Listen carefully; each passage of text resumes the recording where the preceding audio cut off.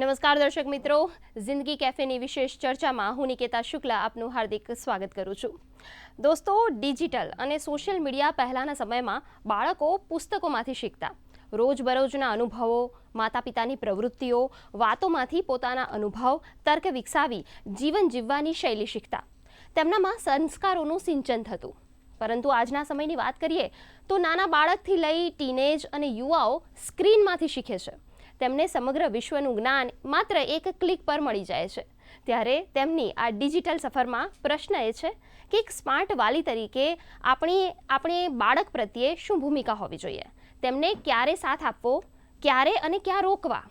Parents તરીકે આપણું smart parenting કેવું હોવું જોઈએ? આવા ઘણા બધા પ્રશ્નોનો ઉકેલ મેળવવાનો આજે પ્રયાસ કરીશું આજની આ ચર્ચામાં. અને આ માટે આપણી વચ્ચે સ્ટુડિયોમાં ઉપસ્થિત છે ડૉક્ટર નિશ્ચલ ભટ્ટ, કે જેઓ બાળ રોગ નિષ્ણાત છે. નિશ્ચલ ભટ્ટ સર, આપનું ખૂબ ખૂબ સ્વાગત છે અમારા સ્ટુડિયોમાં. નમસ્કાર અને ખૂબ ખૂબ આભાર. જી, તો દર્શક મિત્રો, આપને આજની આ ખૂબ ઉપયોગી એવી ચર્ચાને લગતા કોઈ પ્રશ્ન હોય કે મૂંઝવણ હોય તો આપ સ્ક્રીન પર દર્શાવેલા નંબર પર અમને કોલ કરી શકો છો. અમારો ફોન નંબર નોટ કરી લેજો: 079-2685-3814 અને 079-2685-3816. તો દર્શક મિત્રો, આપણે આજે આ જે ચર્ચા છે એ શરૂ કરવા જઈ રહ્યા છે. ત્યારે આજનો આ ટોપિક છે કે ડિજિટલ યુગમાં સ્માર્ટ પેરેન્ટિંગ. હવે સૌથી પહેલો પ્રશ્ન જ અહીંયા એ થાય કે આ સ્માર્ટ પેરેન્ટિંગ શું હોઈ શકે? નિશ્ચલ સર, શું કહેશો? સ્માર્ટ પેરેન્ટિંગ જે છે એને કેવી રીતે વ્યાખ્યાયિત કરી શકાય? એટલે આપણે જોઈએ ને તો છેલ્લા 20-25 વર્ષમાં સમાજ વ્યવસ્થામાં બહુ ફેરફાર થયા છે. 20-25 વર્ષ પહેલાં આપણે બધા જોઈન્ટ ફેમિલીમાં રહેતા હતા, એક જ ઘરમાં 4-5 બાળકો હતા. એ વખતે આજે ડિજિટલ સુનામી જે આવી છે કે એક ક્લિકમાં તમને ઇન્ફોર્મેશન મળી જાય, એ અવેલેબલ નહોતી. એટલે એ વખતે શું થતું હતું કે પેરેન્ટિંગ નેચરલી નોર્મલી ફેમિલીમાં બધા હોય એની સાથે થઈ જતું હતું. પણ જ્યારથી આપણી લાઈફમાં સ્માર્ટ ગેજેટ્સ આવ્યા ત્યારથી આપણે એઝ અ પેરેન્ટ જો સ્માર્ટ નહીં થઈએ તો આપણા બાળકોને આપણે સ્માર્ટ નહીં બનાવી શકીએ. એટલે સ્માર્ટ પેરેન્ટ એટલે શું કે 21મી સદીમાં સ્માર્ટ ગેજેટ્સની હાજરીમાં આપણે એવા પાવરફુલ પેરેન્ટ થવાનું છે કે જે ટેકનોલોજી અવેલેબલ છે એનો બેસ્ટ યુઝફુલ આપણે બાળકને આપી શકીએ, અને ટેકનોલોજીની જે નેગેટિવ ઇફેક્ટ છે એનાથી આપણે આપણા બાળકને બચાવી અને એક સ્વસ્થ, તંદુરસ્ત અને માનસિક રીતે પાવરફુલ નાગરિક બનાવી શકીએ. એ જે પેરેન્ટિંગ ટેકનિક છે એને આપણે સ્માર્ટ પેરેન્ટિંગ કહીએ છીએ. અને એમાં ખરેખર પેરેન્ટે આજના જમાનામાં ઘણી બધી વસ્તુઓ રૂટીનલી શીખવી પડતી હોય છે. કારણ કે તમે ન્યુક્લિયર ફેમિલીમાં રહેતા હો છો, માત્ર મધર અને ફાધર અને બાળક જ હોય છે, બંને જણા કદાચ જોબ કરતા હોય છે, એટલે બાળક ઘણી વખત સુધી ડે કેરમાં રહેતું હોય. આ બધી પરિસ્થિતિમાં જો પેરેન્ટ પાવરફુલ પોતાની ટૂલ્સ અને ટેકનિક્સનો ઉપયોગ નહીં કરે સ્માર્ટલી, તો એ લોકો આ જમાનામાં એટલા પાછળ પડશે કે એમના બાળકોને એ જે પ્રોપર રસ્તો બતાવવાનો છે એ નહીં બતાવી શકીએ. હવે આ સ્માર્ટ પેરેન્ટિંગના જે કોઈ ટૂલ્સ ને ટેકનિક્સ છે એ આપણે જેમ જેમ આગળ ચર્ચા કરીશું એમ હું આપની સાથે શેર કરતો રહીશ. જી, જેમાં તમે કહ્યું કે પેરેન્ટ્સને પણ હવે સ્માર્ટ બનવું પડશે. બાળકો તો સ્માર્ટ જ આવ્યા છે, હવેની જે જનરેશન બાય જનરેશન આવતા જાય છે, બાળકો સ્માર્ટ છે જ. તો હવે એમના માટેનું પેરેન્ટિંગ પણ સ્માર્ટ બનવું જ જરૂરી છે. તો હવે વાત એ છે કે ખરેખર જે બાળક છે એને આપણે ગેઝેટ્સ છે, લેપટોપ છે, આઈપેડ છે એનાથી દૂર રાખી શકાય? કારણ કે હવે તો એવું થઈ ગયું છે કે જ્યારે બાળક શાળામાં જાય છે ત્યારે ત્યાંથી હોમવર્ક આવતું હોય છે, ત્યાંનું જે પણ અસાઇનમેન્ટ્સ આવતા હોય છે, પ્રોજેક્ટ્સ આવતા હોય છે, જે પેરેન્ટ્સ અને ટીચર વચ્ચેની વાતચીત હોય છે એ પણ હવે તો વોટ્સઅપ કે આવા જ કોઈ સોશિયલ મીડિયાના માધ્યમથી થતી હોય છે. તો ત્યારે આપણે બાળકને ગેજેટ્સ ના આપીએ એ કેટલું યોગ્ય ગણાય? બિલકુલ. અત્યારની જે પરિસ્થિતિ છે એ પરિસ્થિતિમાં આપણે બાળકને કમ્પલસરી અને ફોર્સફુલી ગેજેટ્સથી દૂર તો નહીં જ રાખી શકીએ. પણ છતાં જે ઇન્ડિયન એકેડેમી ઓફ પીડિયાટ્રિક્સ છે, જે ઇન્ડિયાના પીડિયાટ્રિશિયનની એક એકેડેમી છે, અને અમેરિકન એકેડેમી ઓફ પીડિયાટ્રિક્સ છે, એ લોકોએ બાળકોના એજ અપ્રોપ્રિએટ સ્ક્રીન ટાઈમ એનો એક ચોક્કસ નિયમ નક્કી કરેલો છે. એટલે એમાં એવું કેવું છે કે 2 વર્ષથી નાના બાળકોને 0 સ્ક્રીન ટાઈમ હોવો જોઈએ, અનલેસ એમના ગ્રાન્ડ પેરેન્ટ ક્યાંક બીજે રહે છે અને અઠવાડિયામાં 1 કે 2 વખત એ ગ્રાન્ડ પેરેન્ટ સાથે વિડીયો કોલથી વાત કરે છે, એના સિવાય સ્ક્રીન ટાઈમ ના હોવો જોઈએ. મેં મારી ઓપીડીમાં જોયેલું છે જી કે 6 મહિનાના બાળકને વેક્સિનેશન માટે સુવાડ્યું હોય ને એટલે રડવાનું શરૂ કરે, જી. એટલે પેરેન્ટનો પહેલો રિફ્લેક્સ આવે યુટ્યુબ મૂકીને સીધું એની આંખ આગળ મૂકી દે. જી હવે આપણને ખબર નથી પડતી કે 6 મહિનાના બાળકને એમાં કશું ખબર નથી પડવાની, ખાલી એના મ્યુઝિકથી કે એમાં જે ચમકારા થાય છે એટલા માટે થોડી સેકન્ડ માટે ચૂપ રહેશે. પણ એ જ બાળક જ્યારે વધારે યુઝ કરવા માંડે ને ત્યારે આપણે ટેન્શનમાં આવી જઈએ કે આ બાળક આટલું બધું યુઝ કેમ કરે છે, પણ શરૂઆત આપણે જ કરી હતી. જી બીજો સૌથી ઇમ્પોર્ટન્ટ સમય છે 2 વર્ષથી 6 વર્ષનો જે ગાળો. એ સમય દરમિયાન બાળકોને મેક્સિમમ 1 કલાક સ્ક્રીન ટાઈમ હોવો જોઈએ અને એમાં 30 મિનિટ કોઈ એજ્યુકેશન રિલેટેડ તત્વ હોય અને બાકીના 30 મિનિટ દરમિયાન એન્ટરટેનમેન્ટ રિલેટેડ હોય. પણ આ સ્ક્રીન ટાઈમ હંમેશા પેરેન્ટ્સની સાથે પેરેન્ટ્સની હાજરીમાં હોવો બહુ જ જરૂરી છે, કારણ કે બાળક એ કન્ટેન્ટમાં જોતા જોતા ક્યાં જતું રહેશે ને એને ખબર નથી હોતી. મોટાભાગના કાર્ટૂન છે, મોટાભાગની જે કોઈ વસ્તુ એ લોકોને બતાવવામાં આવે છે એમાં મારામારી, કાપાકાપી, હું કોઈને કિલ કરું તો પોઈન્ટ્સ મળે એવા પ્રકારની ગેમ્સ અને કાર્ટૂન હોય. તો ધીરે ધીરે બાળકની એમ્પથી અને સેન્સિટિવિટી ઓછી થતી જાય છે. 6 વર્ષથી 12 વર્ષની વચ્ચેનું જે બાળક હોય એને 24 અવર્સમાં 2 કલાક સ્ક્રીન ટાઈમ અલાઉડ છે. એમાં 1 કલાક it should be education related અને 1 કલાક અગેન એન્ટરટેનમેન્ટ રિલેટેડ. પણ એ સમય દરમિયાન પણ જે પણ કોઈ ઇન્ટરનેટ રિલેટેડ એક્ટિવિટી થતી હોય એ કોમન એરિયામાં બેમાંથી એક પેરેન્ટ કે કોઈ વયસ્ક વડીલની હાજરીમાં જ થાય. એ આપણી ફરજ છે એ વસ્તુ જોવાની, કારણ કે ઇન્ટરનેટવાળું ગેજેટ બાળક પાસે હોય તો એ ક્યાંથી ક્યાં લિંકમાં જતું રહેશે ને આપણને ખ્યાલ નથી આવતો અને એમાંથી જ બધા પ્રોબ્લેમ શરૂ થતા હોય છે. અને 12 વર્ષથી જે ટીનેજર્સ છે, એડોલેસન્ટ્સ છે, એ લોકોના નિયમમાં એવું કીધું છે કે there is no fix screen time, પણ એ લોકોનું ભણવાનું પ્રોપર થઈ જાય, રાતની 7 થી 8 કલાકની ઊંઘ પ્રોપર થઈ જાય, એ લોકોની 30 થી 40-45 મિનિટની ફિઝિકલ એક્ટિવિટીઝ થઈ જાય, હોમવર્ક પતી જાય, 10-15 મિનિટ એ પેરેન્ટ સાથે બેસીને વાતચીત કરી લે, પછીનો સમય જે બચે એ સમયમાં એ સ્ક્રીન યુઝ કરી શકે. આવું આખો એક ક્લિયર ડિમાર્કેટેડ ડેફિનેશન આપેલી છે. એટલે પેરેન્ટ્સે આ વસ્તુને ફોલો કરી અને એ પ્રમાણે જો ગેજેટ્સનો ઉપયોગ કરવા દેશે તો મને નથી લાગતું કે કોઈ મેજર પ્રશ્ન થઈ શકે. એટલે તમે આજે સ્ક્રીનની વાત કરી તો એની અંદર ટીવી સ્ક્રીન પણ આવી ગયું. એટલે સાંજે જો બાળક ટીવી જોતું હોય તો એ જે તમે કીધું કે 2 કલાકનો સમયગાળો એમાં ટીવી સ્ક્રીન પણ આવી ગઈ, પછી કોઈ પણ સ્ક્રીન હોય, પછી મોબાઈલની સ્ક્રીન હોય કે લેપટોપની સ્ક્રીન હોય કે પછી ટીવી સ્ક્રીન હોય, એ બધું એની અંદર આવી જાય છે. જી, ખૂબ સરસ વાત કરી. Definitely social media is not included, કારણ કે ડેફિનેટલી સોશિયલ મીડિયા માટેની એજ જે છે that should be 16 years, not before that. By chance તમારા બાળકને ધારો કે તમારા સ્કૂલમાંથી જે પણ કોઈ ડિટેલ આવે છે એ વોટ્સએપ થ્રુ આવે છે તો એ તમારા પોતાના મોબાઈલમાં એ વોટ્સએપ ઇન્સ્ટોલ કરો. બાળકને મોબાઈલ આપીને એમાં વોટ્સએપ રાખવાનો મિનિંગ નથી હોતો. જી, એટલે હવે વાત એ થાય કે વધુ પડતો જો બાળક ગેમ રમવાની આદત પાડે છે કે હવે તો રીલ્સ પણ જોવાની એટલી આદત પડી ગઈ છે, તો એ બાળકને ક્યાં કેવી રીતે નુકસાન કરી શકે છે? આંખ છે, કાન છે, અને કેટલું નુકસાન કરી શકે છે? બિલકુલ, આ ખૂબ જ અગત્યનો પ્રશ્ન છે, કારણ કે અત્યારે આપણે ઓટિઝમના કેસો બહુ વધતા જોઈ રહ્યા છીએ. Attention deficit hyperactivity disorder ADHDના કેસો બહુ જ વધતા જોઈ રહ્યા છીએ. સ્પેસિફિક લર્નિંગ ડિસેબિલિટી, કોવિડ પછી બાળકોને વાંચતા લખવામાં બહુ પ્રશ્નો થઈ રહ્યા છે. આ બધા જ પ્રશ્નો ઇન્ક્રીઝિંગ સ્ક્રીન ટાઈમને કારણે છે. એટલે જ્યારે એ બાળક રીલ્સ જોતું હોય છે ત્યારે એ એક્સાઇટ થતું હોય છે. એક્સાઇટમેન્ટને કારણે આપણા બ્રેઇનમાં ડોપામિન નામનો એક અંતઃસ્ત્રાવ બને છે. એ ડોપામિન બાળકને ખુશ કરે છે, એટલે બાળકને વધારે ખુશ થવું હોય એટલે વધારે રીલ્સ જોવે એટલે ડોપામિન ઊભું થાય. આ જે ડોપામિન સર્કલ જે સાયકલ ઊભું કરે ને એ પછી બાળકને સ્ક્રીનનું એડિક્ટ બનાવી દેતું હોય છે. એટલે સૌથી પહેલાં શારીરિક તકલીફ, જેમ કે આંખોમાં બાળકને તકલીફ પડે, કારણ કે એક ધારું એકદમ એકી ટસે આંખની પાપણ ફરકાયા વગર એકદમ નજીક મોબાઈલમાં જોયા કરે તો આંખો ડ્રાય થાય, એ બાળકને બહુ જલ્દીથી ચશ્માના નંબર આવી શકે, કેટરેક્ટ થઈ શકે, ઘણી વખત ઝામર પણ થઈ શકે. બીજું, બાળક જ્યારે મોબાઈલ જોતું હોય છે ને ત્યાંનું એનું પોઝિશન ઓડ હોય છે, એનું માથું નીચે અને આ રીતના, એટલે નેકમાં પણ ફિઝિકલ ઇસ્યુ થાય, બેક પેઇનના ઇસ્યુઝ બહુ નાની ઉંમરે શરૂ થઈ શકે. એટલે શારીરિક પ્રોબ્લેમ તો થાય જ, પણ ઇમોશનલ અને એને કારણે સાયકોલોજીકલ ઇસ્યુઝ પણ બાળકોમાં આને કારણે ખૂબ જ થતા હોય છે. આપણે સ્મોકિંગ એડિક્શન સમજીએ છીએ, આપણે ડ્રિંકિંગ એડિક્શન આલ્કોહોલનું સમજીએ છીએ, આપણે તમાકુના એડિક્શનને સમજતા હોઈએ છીએ, પણ આ સ્ક્રીન ટાઈમ એડિક્શન જે છે, સોશિયલ મીડિયા એડિક્શન છે, એ તો એનાથી પણ વધારે ગંભીર છે. કારણ કે આપણને એની ખરાબ અસરની કોઈ આઈડિયા નથી અને બાળકને એની લત લાગી ગઈ છે, પછી એનામાંથી છોડાવવા માટે બહુ મહેનત કરવી પડતી હોય છે. એટલે આ બધા જે પ્રશ્નો છે એને આપણે શરૂઆતથી સ્માર્ટ પેરેન્ટિંગ કરીએ ને તો ચોક્કસ એને એ લેવલ પર પહોંચતું અટકાવી શકીએ છીએ આપણે. જી, આપણે આ વાત કરી કે બાળકોને કેટલું નુકસાન પહોંચી શકે છે એની વાત કરી, તો આપણે જોયું કે સોશિયલ ઇસ્યુ પણ આવી શકે છે, તો બિહેવિયરલ ઇસ્યુ પણ બાળકમાં આવી શકે છે. હવે જ્યારે બાળકનું બિહેવિયર બગડે છે, આપણે એને ગેજેટ્સ લઈ લઈએ છીએ, કેટલાક પેરેન્ટ્સ એના હાથમાંથી છીનવી લેતા હોય છે અને ગુસ્સો કરતા હોય છે, તો હવે આપણને પ્રશ્ન એ થાય કે એ સમયે પેરેન્ટ્સનું બિહેવિયર કેવું હોવું જોઈએ? બિલકુલ. હવે બહુ જ ઇમ્પોર્ટન્ટ સ્માર્ટ પેરેન્ટિંગ જે છે ને એના તરફ આપણે આગળ વધી રહ્યા છીએ.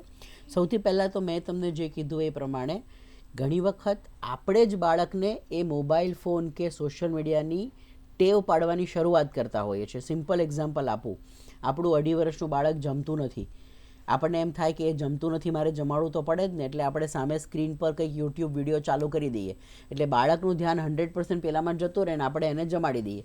આપણને સંતોષ થઈ જાય કે એણે જમી લીધું, પણ એ સ્ક્રીનને એડિક્ટ થઈ રહ્યું છે. નંબર 1.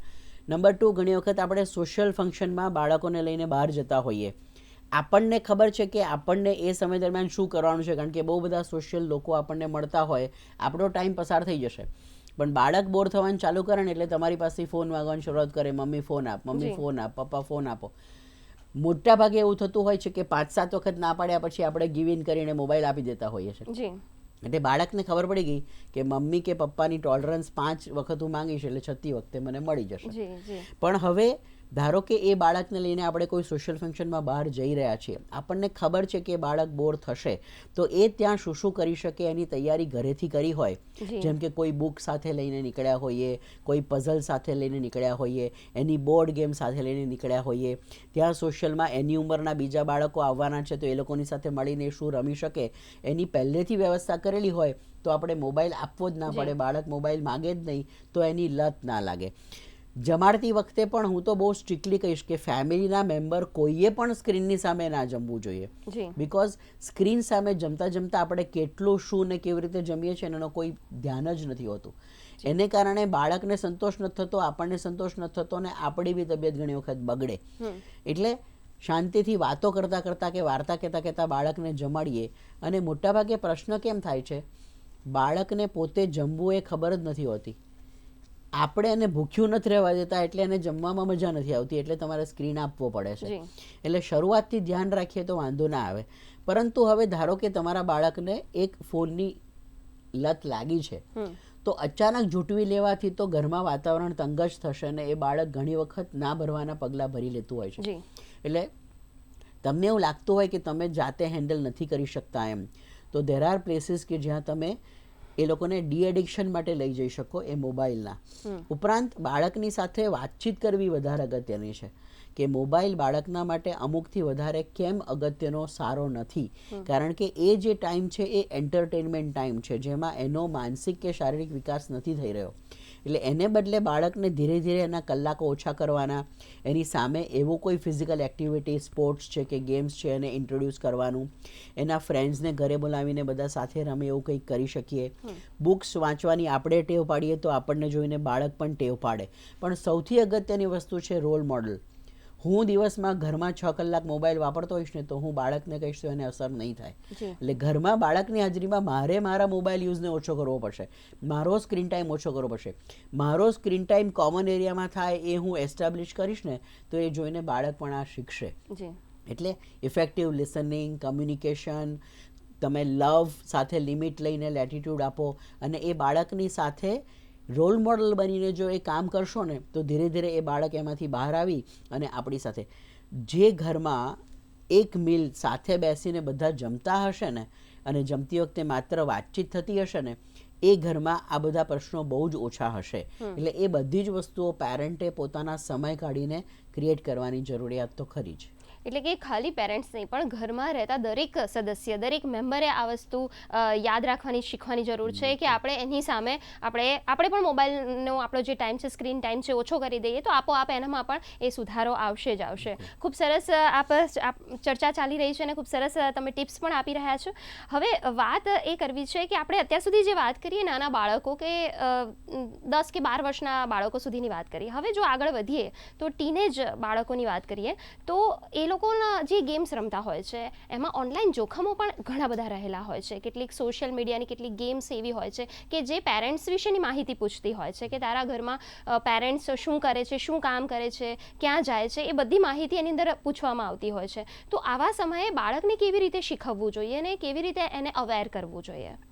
બહુ જ અગત્યની વસ્તુ છે, કારણ કે ટીનેજર બ્રેઇન જે છે ને એ થોડુંક ડિફરન્શિયલ ગ્રો થતું હોય છે. જી. ઇમિડિયેટ ગ્રેટિફિકેશન, મૂડ સ્વિંગ્સ, તરત મજા આવે, એક્સાઇટિંગ લાગે, રિસ્ક ટેકિંગ જે લાગે, એ બ્રેઇનનો જે પાર્ટ છે જેને આપણે હિપોકેમ્પસ, અમાઇગડાલા અને ન્યુક્લિયસ એક્યુમન્સ કહીએ છીએ, એ બહુ જલ્દી ડેવલપ થઈ જતો હોય છે. જી.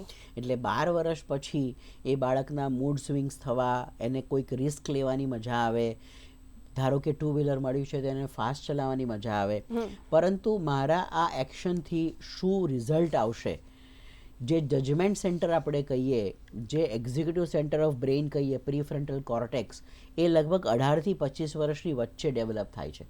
અને આ સમય દરમિયાન મેં તમને જે ડોપામિન સાયકલની વાત કરીને એ એક્સ્ટ્રીમ્સ ઉપર હોય છે. એટલે બહુ જ ઝડપથી બાળકને રીલ્સની, યુટ્યુબ વિડીયોઝની કે ગેમિંગની એડિક્શન થઈ જ શકે. હવે કદાચ તમે લોકોએ નહીં જોયું હોય પણ એક પ્રીતમ અને પેડ્રો કરીને સિરીઝ છે જે હમણાં જ એર થઈ છે, એમાં ખરેખર આ વસ્તુને બહુ ક્લોઝલી બતાવવામાં આવી છે કે બાળક એક બ્લુ વેલ કરીને એક ગેમિંગમાં પડી જાય છે અને એને કારણે એનું ફેમિલી કેટલા બધા પરેશાનીમાં આવી જાય છે. અને એવા તો એટલા બધા ગેમિંગ્સ હોય છે કે જેમાં પેરેન્ટ્સની basic information, mobile number, birth date, એનો અકાઉન્ટ નંબર બેંકનો, એ બધું જ માંગતા હોય છે. અને ક્યારેક તો પછી ડેબિટ કાર્ડ કે ક્રેડિટ કાર્ડની ડિટેલ્સ બી લેતા હોય છે. ઇવન એમાં એ પણ બતાવ્યું છે કે તમારી ઘરનું સરાઉન્ડિંગ કેવું છે, હા, એ પણ એ લોકો ચેક કરતા હોય છે અને એવું કહે છે કે તમે ફોટો પાડીને બધું અપલોડ કરો કે તમારા ઘરમાં કઈ દિવાલ પર શું છે ને બધું એ પણ બતાવવામાં આવે છે. જેને કારણે એ લોકો એના ઘરનું બી આખો પેલો બનાવી શકે. એટલે એ બધી વસ્તુમાં એક જ વસ્તુ છે કે 17 વર્ષનું બાળક ના થાય ત્યાં સુધી પોસિબલ હોય તો એનું પોતાનું પર્સનલ ગેજેટ ના હોય, દેટ ઇઝ બેસ્ટ. જે કદાચ અત્યારે પોસિબલ નથી, 13, 14, 15 વર્ષ પછી તમારે ધારો કે બાળકને મોબાઈલ ઇન્ટરનેટ સાથે આપવો પડે છે, તો પ્રિફરેબલી એ બાળક ઇન્ટરનેટ ઉપર શું એક્ટિવિટી કરે છે ને એને 110% તમારે ચેક કરતા રહેવી પડે. પ્રિફરેબલી બને તો એ ગેજેટને કોમન એરિયામાં જ મૂકી રાખવાનો, બને ત્યાં સુધી એના બેડરૂમમાં કે વોશરૂમમાં ના લઈ જાય, એના માટે ખાસ સ્ટ્રિક્ટનેસ રાખવી પડે. એ ઉપરાંત આ બધી જ વસ્તુઓમાં બાળક શું શું ઉપયોગ કરી શકે એના પેરેન્ટલ લોક્સ આવતા હોય છે. એ ઉપરાંત બાળકની ઓનલાઈન એક્ટિવિટીઝને પેરેન્ટ પોતાના મોબાઈલમાં પણ ટ્રેક કરી શકે એવું પણ એક પ્રકારનું સોફ્ટવેર આવતું હોય છે. તો એના વિશે માહિતી મેળવી અને બાળક સાયબર બુલી થઈ શકે, પછી સેક્સ ટેક્સ્ટિંગ થઈ શકે, જેને કારણે ઘણી વખત પોર્નોગ્રાફીમાં પડી જતા હોય છે બાળકો, એનું પણ આપણે ખૂબ જ ધ્યાન રાખવું પડે. એ ઉપરાંત આ જે સાયબર ફ્રોડ થાય છે એમાં બી ફસાઈ શકે. અને ઘણી વખત બાળક એવું ઊંડું ઉતરી જતું હોય છે કે એ પોતાના પેરેન્ટ સાથે ખુલીને વાત નથી કરતું. એટલે એ સંજોગોમાં તમારું પોઝિટિવ પેરેન્ટિંગ કે જેમાં તમે જજમેન્ટલ થયા વગર બાળકની વાત ખાલી સાંભળતા શીખશો તો ધીરે ધીરે એ બાળક ખુલશે. તમને એવું લાગે કે છેલ્લા 15 દિવસથી તમારું બાળક તમારી સાથે ખુલીને વાત નથી કરતું, એને ગમતી જે સ્પોર્ટ હતું, ધારો કે એ બહુ જ સરસ રમતો હતો, હમણાં 15 દિવસથી એ ઘરમાં જ બેસી રહે છે, એના મિત્રોથી મળતો નથી, વધારે પડતો સમય એના બેડરૂમમાં વિતાવે છે, એનું ભણવાનું થોડું ડિટેરિયોરેટ થઈ રહ્યું છે પરફોર્મન્સ, તો તાત્કાલિક સચેત થઈ જજો. આ બધી જ અર્લી સાઇન્સ ઓફ ડિપ્રેશન કહી શકાય. એટલે એ સંજોગોમાં તમારે કોઈ એક્સપર્ટની સલાહ, સાયકોલોજિસ્ટ, સાયકિયાટ્રિસ્ટ કે પીડિયાટ્રિશિયનની લેવી જ જોઈએ, જેથી તમે બધા ભેગા થઈને એ બાળકને એમાંથી બહાર કાઢી શકો. પણ finally it's comes down to કે સોશિયલ મીડિયા તમને યુઝ કરે છે કે તમે સોશિયલ મીડિયાનો યુઝ કરો છો. જ્યાં સુધી હું સોશિયલ મીડિયાનો યુઝ કરીશ ને ત્યાં સુધી હું એનો સારો યુઝ કરી શકીશ, પણ એ જ્યારે મારો યુઝ કરવા માંડે, મને એના વગર ચાલે જ નહીં, એનું એડિક્શન થઈ જાય, લાઇક આવી કે નહીં, બ્લુ ટિક થઈ કે નહીં, લોકોએ રિપ્લાય આપ્યો કે નહીં, તો આ બધી વસ્તુઓ જો થાય ને તો એ પરિસ્થિતિ ગંભીર થઈ શકે. એ પહેલાં આપણા બાળકોને આમાંથી બચાવી લેવાની ખૂબ જ જરૂરિયાત છે. જી, અને સોશિયલ મીડિયા પર કેટલાક બાળકો હોય છે પોતાના ફોટા અપલોડ્સ કરતા હોય છે અને હંમેશા પોતાની વોલ પર બધું મૂકતા હોય છે નવું નવું, અને એ હંમેશા લાઇક્સની માટે હંમેશા અવેર હોય છે કે કેટલી લાઇક્સ આવે. એ બધું જે છે એ એમના ભણવા ઉપર પણ અસર, કારણ કે એ જ સમયગાળો હોય છે જ્યારે 10th સ્ટાન્ડર્ડ હોય છે, 11th 12th સ્ટાન્ડર્ડ હોય છે, કે જ્યારે એમને બોર્ડ્સની એક્ઝામ આપવાની હોય છે, અને એ સમયે જો આ બધા સોશિયલ મીડિયા વાપરવામાં આવે તો એનો સમય એમાં પણ ઘણો વેડફાઈ જાય છે. અને ક્યારેક શું થાય કે પોતાના જે ટાસ્ક છે, પોતાનું જે લક્ષ્ય છે, ત્યાંથી એ ફંટાઈ જતા હોય છે. તો એ માટે પેરેન્ટ્સે શું ધ્યાન રાખવું જોઈએ? હા, એટલે હું હંમેશા મારા ટીનેજર બોયઝ કે ગર્લ્સ કન્સલ્ટિંગમાં આવે ને ત્યારે હું એક સ્માર્ટ એક્રોનિમ એમને આપતો હોઉં છું. સ્માર્ટમાં પહેલો S છે સ્લીપ. ટીનેજર બોયઝ એન્ડ ગર્લ્સને રાત્રે 11 થી 6 અથવા 10 થી 5ની ઊંઘ લેવી ખૂબ જ જરૂરી હોય છે. સોશિયલ મીડિયામાં પ્રવૃત્ત કોઈ પણ ટીનેજર ઘણી વખત એવું વિચારે કે હું 2 થી 9 સૂઈ જાઉં છું, મારે 7 કલાક તો થઈ ગયા, પણ એ ઊંઘનો ટાઈમ પ્રોપર નથી. એ 11 થી 5 અથવા 10 થી 6 ઊંઘે તો that is the best. So fix regular sleep. એમ એટલે મિલ્સ, સારું યોગ્ય પૌષ્ટિક ઘરનો ખોરાક આપતા કરવો, તો એ બહુ જ અગત્યની વસ્તુ છે. એ એટલે activity. 45 to 50 minutes of physical activity in every child. હવે 10મા 12મા ધોરણમાં ભણતા બાળકો એવું કે અમારી પાસે તો ટાઈમ જ નથી, કારણ કે અમારે સ્કૂલે જવાનું, હોમવર્ક કરવાનું, ટ્યુશન કરવાના, ટેસ્ટની તૈયારી કરવાની. તો એક સાથે 30 મિનિટ ના મળે તો 10-10 મિનિટના 3 એલિકોટ્સમાં તમે ફિઝિકલ એક્ટિવિટી કરી શકો તો પણ તમારું સ્વાસ્થ્ય સારું રહે. R એટલે રિલેક્સેશન. અત્યારથી આટલી ઉંમરના, નાની ઉંમરના બાળકોને તમારે રિલેક્સેશન ટેકનિક બતાવવી પડશે, શીખવાડવી પડશે અને એની પ્રેક્ટિસ કરાવડાવવી પડશે, કારણ કે એ લોકોમાં ઇમોશનલ આઉટબર્સ્ટ બહુ જ છે. દે કેનોટ એક્સેપ્ટ, દે કેનોટ ટોલરેટ. એ લોકો ઇમિડિયેટલી રિએક્ટ કરતા હોય છે. એ લોકોને સમાજમાં ક્યારે પણ કોઈ પણ નેગેટિવિટી આવે તો તરત એન્શિયસ, ડિપ્રેશ અને પછી સુસાઇડલ થોટ્સ આવતા હોય છે.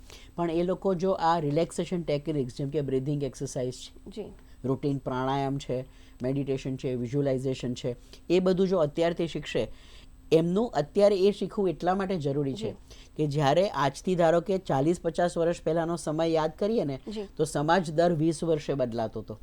પછી 20-30 વર્ષ પહેલાંનો વાત કરીએ ને તો સમાજ દર 10 વર્ષે બદલાતો હતો.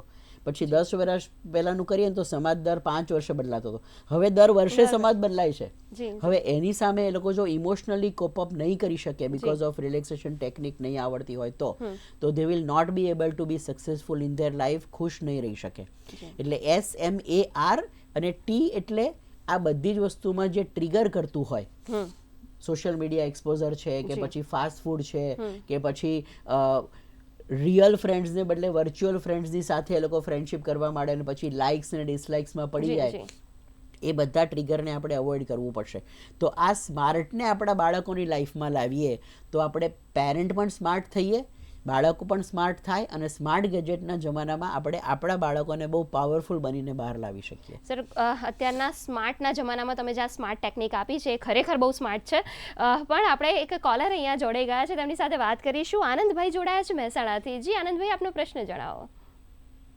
હા બેન, આ ડિજિટલ યુગની બેન વાત કરો, પણ હવે બાળકો શાળાએ જાય તો ઘરનો કોઈ ખોરાક નથી લઈ જતા તો, અને દેશી રમતો એકદમ ભૂલી ગયા છે. જો દેશી રમતો તરફ બાળકોને વાળવામાં આવે તો એમનો માનસિક વિકાસ તો થાય જ, પણ શારીરિક વિકાસ પણ થઈ શકે ને. જી જી જી, ખૂબ સરસ પ્રશ્ન પૂછ્યો છે તેમણે. શું કહેશો? બહુ જ સરસ પ્રશ્ન પૂછ્યો છે. પણ એમાં બાળકો, હું તો બહુ હંમેશા કહેતો હોઉં છું કે બાળકો જે પણ કરે છે ને એમાં બાળકોનો વાંક નથી હોતો. એ પેરેન્ટ્સ કાં તો ગ્રાન્ડ પેરેન્ટ્સ ઢીલા પડતા હોય છે, કારણ કે આપણે બાળકો સાથે ઇમોશનલી બહુ કનેક્ટ થઈ ગયા હોઈએ. ધારો કે એ સ્કૂલે જાય છે ને ઘરનો નાસ્તો નથી લઈ જતો તો નાસ્તો લીધા વગર મોકલવાના. 4 દિવસ 5 દિવસ બપોરના ભૂખ લાગશે પણ ખાવા પીવાનું કંઈ નહીં હોય, એ વખતે એના ખિસ્સામાં પૈસો પણ ના હોવો જોઈએ. નાના બાળકોને હું તો એવું કહીશ કે 15 વર્ષ સુધી રૂપિયા આપીને વસ્તુઓ લેવા નહીં મોકલવાના. આપણે સાથે જવાનું, આપણે જે વસ્તુ બાય કરવી હોય એ ભલે એ જાતે બાય કરે. એની પાસે પૈસા નહીં હોય, સ્કૂલની કેન્ટીનમાંથી કંઈ બાય નહીં કરી શકે, ભૂખ્યો રહેશે આખો દિવસ, એટલે 5મા-6ઠા દિવસથી એ ઘરનો નાસ્તો ખાવા માંડશે. નંબર 1. નંબર 2, એ જે રમતો છે એ અત્યારે એ લોકોને નેચરલી અવેલેબલ નથી થતી. તો તમારા જેવા વાલીઓ ભેગા થાવ, 10-15 જણા 20 જણા, અને એવું કંઈક રમતનું આયોજન કરો કે જેમાં ગિલ્લી ગિલ્લી દંડા રમી શકાય, થપ્પો રમી શકાય, આઈસ પાઈસ રમી શકાય, અથવા તો એવી પ્રકારની આપણે જે ઊભી ખો બેઠી ખો આ બધું રમી શકાય. એ બધું આપણે જ ક્રિએટ કરવું પડશે, કારણ કે બાળકોને આપણે જ્યારે નાના હતા ને ત્યારે આ બધું નેચરલી અવેલેબલ હતું. હવે એ વસ્તુ નેચરલી અવેલેબલ નથી. તો તમે બધા ભેગા થઈને, અમારે ત્યાં અમદાવાદમાં CN વિદ્યાલય છે ને, તો CN વિદ્યાલયમાં એવી રીતના ઘણી બધી એવી રમતો રમાતી હોય છે કે જે આપણે ભૂલી ગયા છીએ. તો તમારા ગામમાં, તમારા શહેરમાં, તમારા સ્કૂલોમાં ટીચરો સાથે ભેગા થઈને, પેરેન્ટ્સ ભેગા થઈને તમે એ વસ્તુ કરો તો બાળક એ જૂની રમતોમાં આનંદ મેળવશે, તો એ મોબાઈલ અને ફાસ્ટફૂડમાંથી બહાર આવીને એક હેલ્ધી વ્યક્તિ તરીકે ઉભરી આવશે. જી, ખૂબ સરસ ચર્ચા ચાલી રહી છે, પણ આપણે કાર્યક્રમના અંત તરફ જઈ રહ્યા છે. હવે આપણે જો વાત કરીએ ને તો ઘણા યુરોપિયન કન્ટ્રીઝ પણ છે કે જેણે ઘણી બધી સોશિયલ મીડિયા સાઇટ છે એ બાળકો માટે, આટલા વર્ષના ઉંમર સુધીના બાળકો માટે બેન કરી લે છે ને એવું પણ છે. જો એવું પણ કંઈ આપણા દેશમાં અને આપણે કંઈક રૂલ એવા લાવવામાં આવે તો પણ આપણે કંઈક આ બાળકોને આ બધી જે નકારાત્મક ચીજ વસ્તુઓ છે કે જે સોશિયલ મીડિયાની છે એમાંથી આપણે બહાર લાવી શકીએ છીએ.